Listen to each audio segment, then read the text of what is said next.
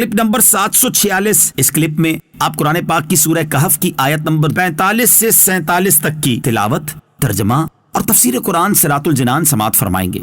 بسم اللہ الرحمن الرحیم۔ ترجمہ: اللہ کے نام سے شروع جو نہایت مہربان رحمت والا ہے۔ وَاضْرِبْ لَهُم مَّثَلَ الْحَيَاةِ الدُّنْيَا كَمَاءٍ أَنزَلْنَاهُ مِنَ السَّمَاءِ فاختلط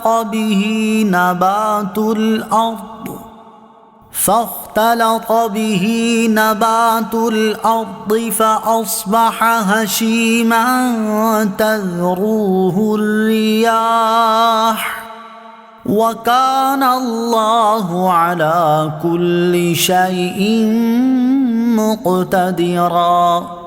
ترجمہ: اور ان کے سامنے بیان کرو کہ دنیا کی زندگی کی مثال ایسی ہے جیسے ایک پانی ہو جسے ہم نے آسمان سے اتارا تو اس کے سبب زمین کا سبزہ گھنا ہو کر نکلا، پھر وہ سوکھی گھاس بن گیا جسے ہوائیں اڑاتی پھرتی ہیں، اور اللہ ہر چیز پر قدرت رکھنے والا ہے۔ وَاضْرِبْ لَهُم مَّثَلَ الْحَيَاةِ الدُّنْيَا، اور ان کے سامنے دنیا کی زندگی کی مثال بیان کرو۔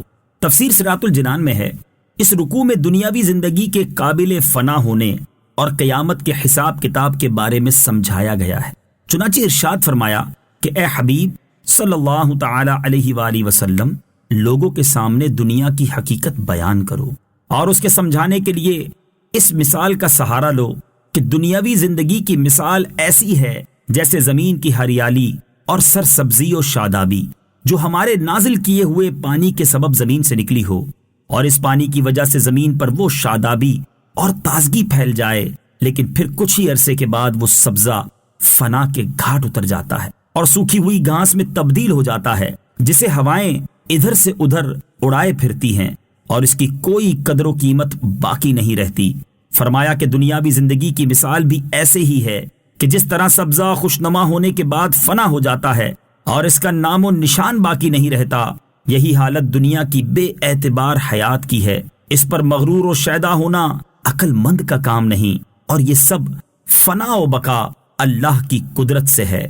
نوٹ: اس آیت میں بیان کی گئی مثال مزید تفصیل کے ساتھ سورہ یونس کی آیت نمبر 24 میں گزر چکی ہے۔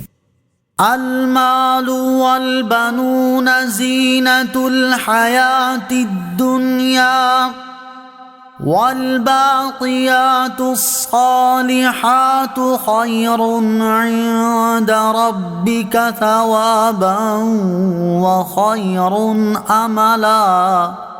ترجمہ: مال اور بیٹے دنیا کی زندگی کی رونق ہیں، اور باقی رہنے والی اچھی باتیں تیرے رب کے نزدیک ثواب کے اعتبار سے زیادہ بہتر اور امید کے اعتبار سے زیادہ اچھی ہیں۔ زینت الحیات الدنیا، دنیا کی زندگی کی زینت۔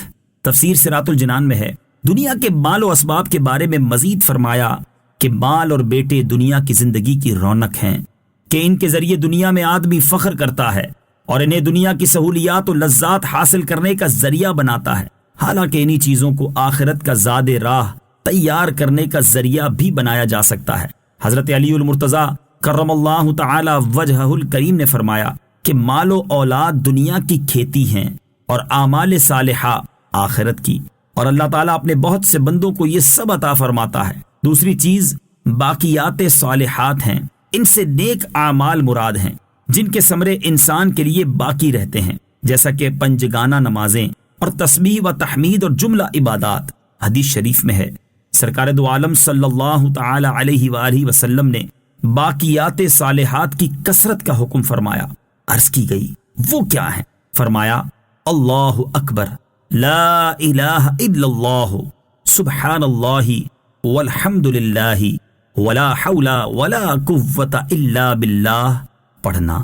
البتہ یہ یاد رہے کہ مال اور اولاد فی نفس ہی تو اگرچہ دنیا ہیں، لیکن یہی دو چیزیں آخرت کے لیے عظیم زاد راہ بھی بن سکتی ہیں، کیونکہ اگر مال کو راہ خدا میں خرچ کیا اور خصوصاً کوئی صدقہ جاریہ کا کام کیا تو یہی مال نجات کا ذریعہ بنے گا، اور یوں ہی اگر اولاد کی اچھی تربیت کی اور نیکی کے راستے پر لگایا تو ان کی نیکیوں کا ثواب بھی ملے گا اور اس کے ساتھ اولاد کی دعائیں بھی ملتی رہیں گی۔